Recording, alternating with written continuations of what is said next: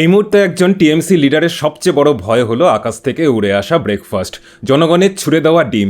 এই poultry powered protest কিন্তু ইন্টারনেটের যুগে তৈরি হওয়া নতুন কোনো ট্রেন্ড নয়। আমাদের ইতিহাসে ক্রিয়েটিভ এবং নন ভায়োলেন্ট উপায়ে এই পাবলিক ফিডব্যাকের ব্যাপারটা কাজ করত।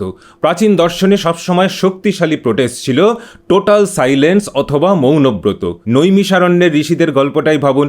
রাজারা যখন অহংকারী হয়ে উঠতেন, ঋষিরা স্রেফ নিজেদের বসার আসন গুটিয়ে নিয়ে রাজপ্রাসাদের দিকে পেছন ফিরে গভীর বনে চলে যেতেন। পৃথিবীর ইতিহাসের প্রথম ব্রেন ড্রেন। ঋষিদের গাইডেন্স হারালে রাজার নৈতিক অধিকারটাই চলে যেত। এটা ছিল সেই আমলের আলটিমেট আনফলো বাটন।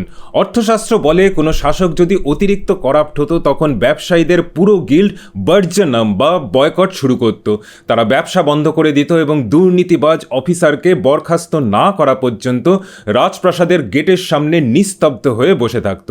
রাজা তাও কথা না শুনলে নাগরিকরা শুরু করত মহাপ্রস্থান, মানে মাস মাইগ্রেশন। অন্যায়ের প্রতিবাদে পারফেক্ট ইকোনমিক কোলাপস। 12 শতকের কাশ্মীর কালহানের লেখা রাজতরঙ্গিনী ছিল পলিটিক্যাল অ্যাকাউন্টেবিলিটির এক জলজান্ত দলিল। আমরণ অনশন ছিল সেই সময় থেকেই একটা স্ট্রাকচার্ড লিগ্যাল ওয়েপন।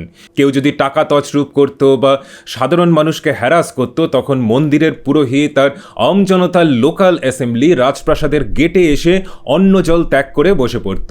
রাজা সুশ্বল এবং রাজা যশেস্করের মতো শাসকদের নিজের প্রাসাদ থেকে পায়ে হেঁটে বাইরে এসে মন্ত্রীদের বরখাস্ত করে পাবলিকের চুরি যাওয়া ট্যাক্সের টাকা ফেরত দিতে হয়েছিল, যাতে নাগরিকরা অনশন ভাঙেন।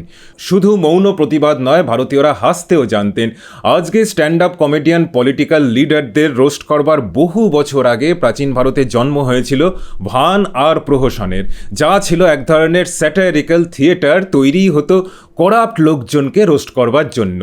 পল্লব রাজা প্রথম মহেন্দ্র বর্মনের সময় লেখা মত্তবিলাস প্রহসন কিংবা 11 শতকের কাশ্মীরের কবি ক্ষেমেন্দ্রর স্যাটায়ারে কেউই ছাড় পেত না, যেখানে দেখানো হতো কিভাবে একজন ছোট কর্মচারী শূন্য থেকে শুরু করে ঘুষ খেয়ে জাল ডকুমেন্ট বানিয়ে রাতারাতি বিশাল রাজপ্রাসাদ বানিয়ে ফেলেছে, আর সাধারণ মানুষ না খেয়ে মরছে। যখন ফর্মাল জাস্টিস সিস্টেম কাজ করা বন্ধ করে দেয়, পাবলিক তখন স্যাটায়ার, সোশ্যাল শেমিং এবং হাতের কাছে যা পায় সেটাকেই ওয়েপন বানিয়ে নেয়। তখন ছিল পথনাটিকা, আজকে সেটা পোল্ট্রি। 1000 বছর ধরে মেসেজ কিন্তু একটাই, যে পাওয়ার শেষ পর্যন্ত জনগণের হাতেই থাকে, আর অ্যাকাউন্টেবিলিটি কোনো অপশন নয়, ওটা মাস্ট।